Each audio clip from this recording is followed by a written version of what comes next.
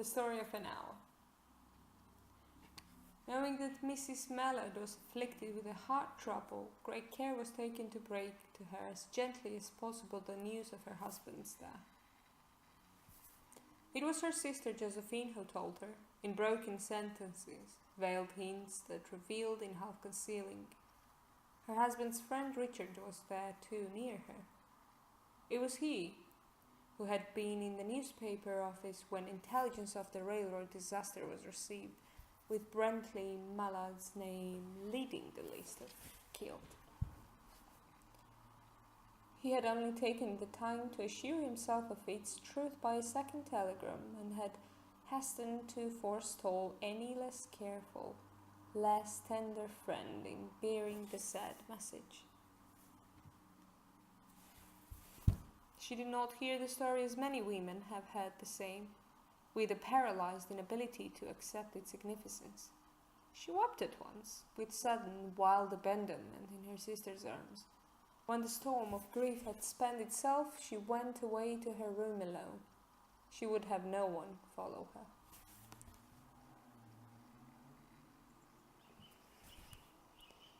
There stood facing the open window a comfortable, roomy armchair. Into this she sank, pressed down by a physical exhaustion that haunted her body and seemed to reach into her soul.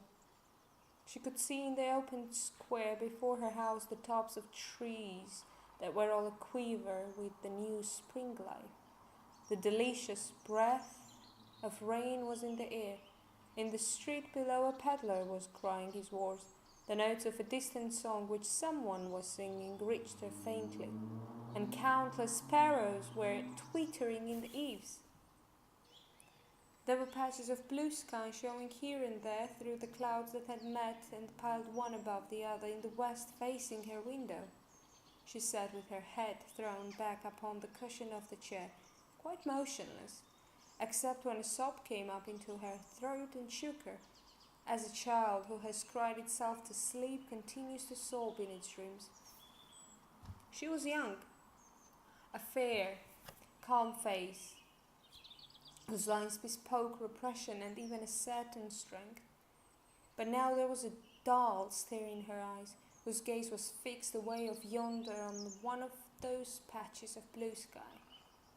It was not a glance of reflection, but rather indicated a suspension of intelligent thought. There was something coming to her, and she was waiting for it fearfully. What was it? She did not know. It was too subtle and elusive to name, but she felt it creeping out of the sky, reaching towards her, through the sounds, the scents, the color that filled the air. Now her bosom rose and fell tumultuously. She was beginning to recognize this thing that was approaching to possess her, and she was striving to beat it back with her will, as powerless as her two white, slender hands would have been.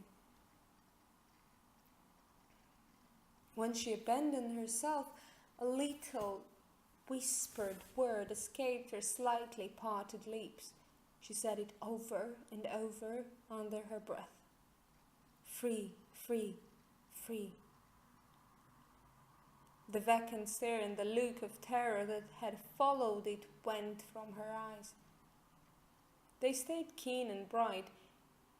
Her pulses beat fast, and the coursing blood warmed and relaxed every inch of her body. She did not stop to ask if it were or were not a monstrous joy that held her. A clear and exalted perception enabled her to dismiss the suggestion as trivial. She knew that she would weep again when she saw the kind, tender hands folded in death, the face that had never looked save with love upon her, fixed and grey and dead. But she saw beyond that bitter moment a long procession of years to come that would belong to her absolutely. And she opened and spread her arms out to them in welcome. There would be no one to live for her during those coming years. She would live for herself. There will be no powerful will bending us in the blind persistence with which men and women believe they have a right to impose a private will upon a fellow creature. A kind intention or a cruel intention made the act seem no less a crime as she looked upon it in that brief moment of illumination. And yet, she had loved him sometimes, often she had not. What did it matter? What could love, the unsolved mystery, count for in the face of this possession of self-assertion, which she suddenly recognized as the strongest impulse of her being? Free, body and soul free, she kept whispering. Josephine was kneeling before the closed door with her lips to the keyhole, imploring for admission. Louis, open the door. I beg, open the door. You will make yourself ill. What are you doing, Louis? For heaven's sake, open the door. Go away, I'm not making myself ill. No, she was drinking in a very elixir of life through that open window. Her fancy was running riot along those days ahead of her, spring days and summer days and all sorts of days that would be her own. She breathed a quick prayer that life might be long.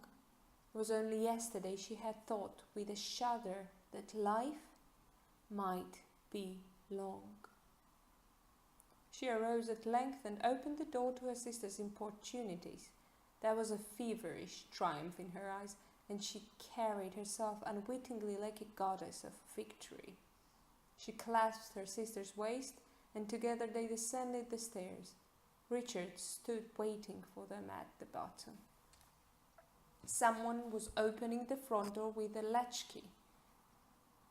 It was Brantley Mallard who entered, a little travel-stained, composedly carrying his gripsack and umbrella. He had been far from the scene of the accident and did not even know there had been one. He stood amazed at Josephine's piercing cry, at Richard's quick motion to screen him from the view of his wife, but Richard's was too late.